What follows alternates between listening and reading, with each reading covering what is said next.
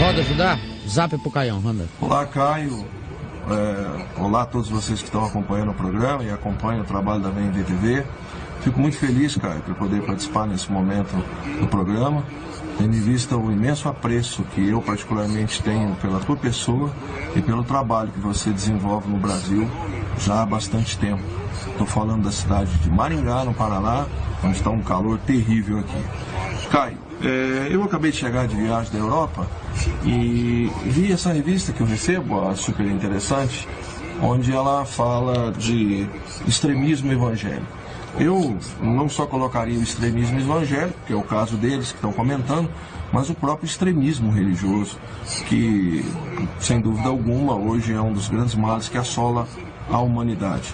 E talvez esse extremismo religioso seja o grande mal do momento, né? Que leva a tantas guerras e tantos conflitos como a gente vê. Caio, dentro dessa teoria, dentro dessa matéria de extremismo religioso, eu levo em consideração o posicionamento de muitos líderes evangélicos do Brasil que se apresentam de moda extremamente eufórica e gritante e uma maneira particularmente eu não gosto de que seja pregado o evangelho, mas não importa, cada um exerce a fé da forma que lhe convém, respeita a posição de cada um. Mas eu queria te perguntar, Caio, existiu em algum momento nos evangelhos alguma posição que Jesus tenha sido extremista? Eu não conheço. Então, se existiu em algum momento que Jesus tenha tido um posicionamento extremista, eu gostaria que você explicasse para mim. Obrigado e um abraço a todos vocês do Brasil inteiro. Muito obrigado, meu irmão. Deus te abençoe. E obrigado pelo carinho e pela pergunta. Olha só, não, Jesus era o próprio equilíbrio. Você não encontra nele uma tendência extrema de nenhuma natureza. Tudo nele é absolutamente próprio. Inclusive a fala. O modo dele de conversar, no Evangelho de Mateus, no capítulo 12, se diz que ele cumpria na comunicação dele, no modus operandi comunicativo dele, a profecia de Isaías, que dizia: eis aí está o meu servo, o meu escolhido, aquele em quem a minha alma se compraz. Nas praças não se ouvirá o grito da sua voz. Ele não gritará e nem contenderá. Não esmagará a cana quebrada, nem apagará a torcida que fumega, até que faça o sentido da vida, o juízo da vida, a sabedoria da vida, a graça da vida, ou seja, a boa nova da vida, espalhada entre os gentios. Nele esperarão os gentios. Aí alguém diria: bom, mas como Jesus não teve medidas extremas?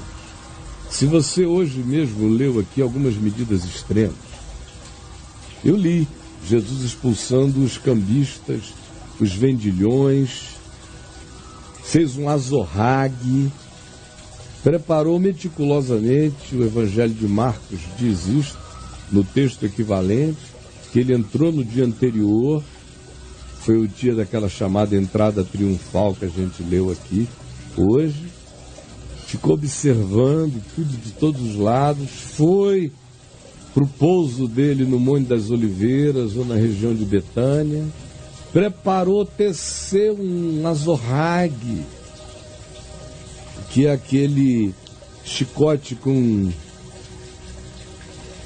3, 4 pontas. Entrou no templo e desceu a lenha. Desceu o cacete. Aí você diz: mas não foi uma posição extrema, nem violenta, para um cara que dizia: dê a outra face.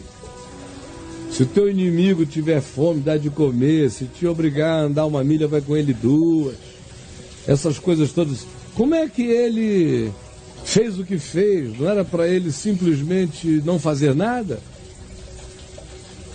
Aquele é um momento completamente dotado pelo surto da divindade, a ponto de que a profecia que falava a respeito desse dia, daquela hora, daquela futura ocorrência, designa o sentimento do Messias naquela ação no templo, dizendo: o zelo da tua casa me consome.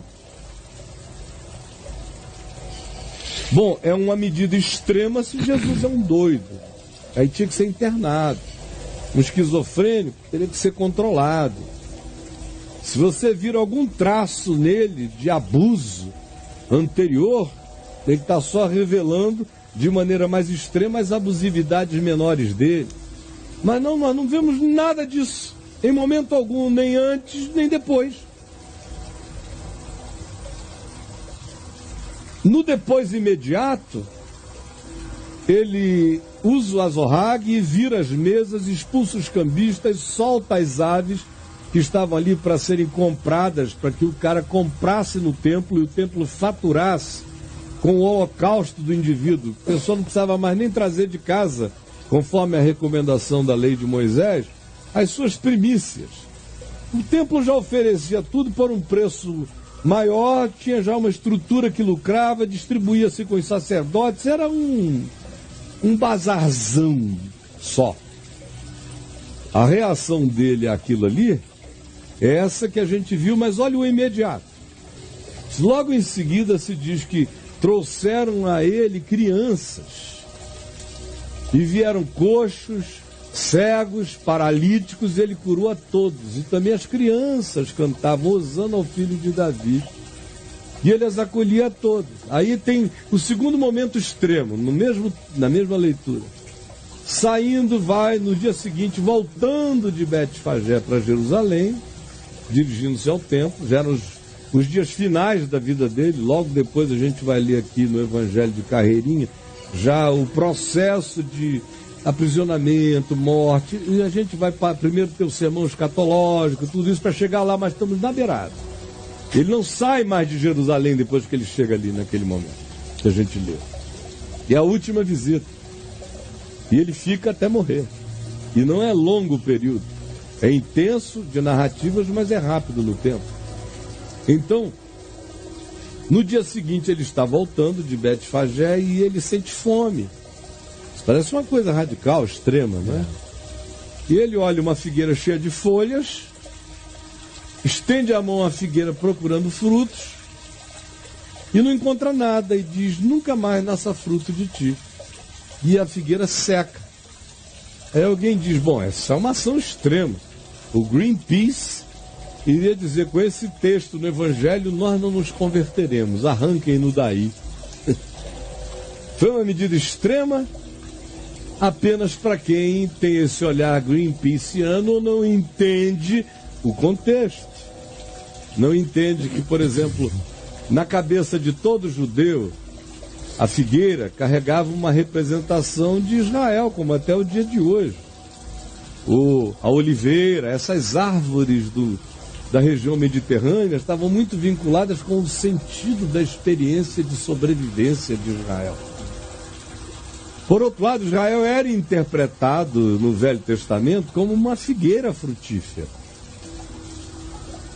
Só que o que acontece é que os discípulos entenderam, mas quem lê de longe não compreende a narrativa, é que não era tempo de figos, embora o texto diga de Marcos, não sendo tempo de figos.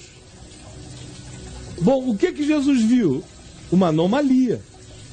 Não era tempo de figos e a árvore estava cheia de folhas. Sendo que a figueira é uma árvore diferente. Ela primeiro dá o fruto, depois é que ela se abre em folhas. De modo que quando uma figueira está completamente cheia de folhas, é porque inevitavelmente tem que ter fruto dentro dela. Porque o fruto é a primeira coisa que aparece. A folha vem depois. Não era época de fruto. Mas aquela árvore particularmente estava toda coberta de folha. Era uma árvore farisaica. Era uma árvore de fachada. Todas as demais oliveiras todas as demais figueiras daquela região, na região de Betfagé, ou no lado de cá, perto de Siloé, Guion, cheio de figueira. Sempre esteve. Todas as figueiras daquela região estavam secas, não era tempo. Era tempo de hibernação. Mas aquela ali estava fazendo uma aparição de fachada, de hipocrisia.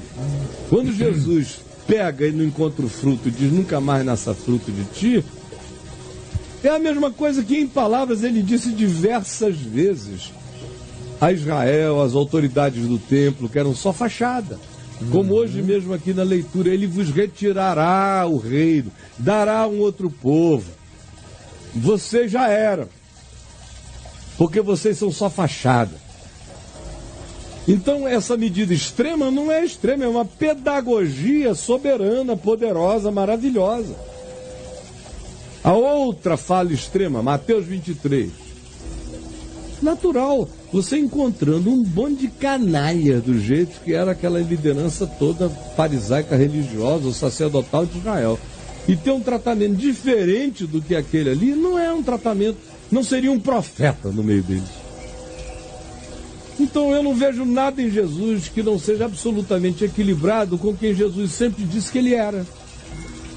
É um desequilíbrio total, considerando pessoas que não são quem ele era, que não vivem com a coerência dele, que não carregam a autoridade dele, que não encarnam a palavra como ele, aí é totalmente incoerente.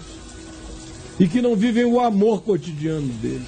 Quem vive a realidade do amor, da coerência, da verdade e do acolhimento, ganha autoridade para esses extremos eventuais, que são apenas pedagogias necessárias à compreensão de outros na vida.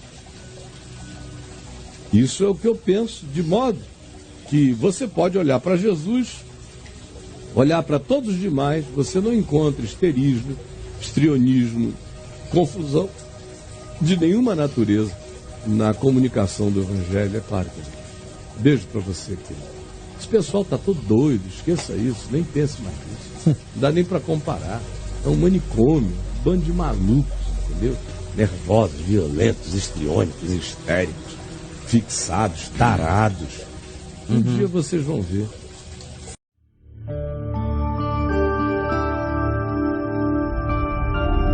VMVTV, o canal é você.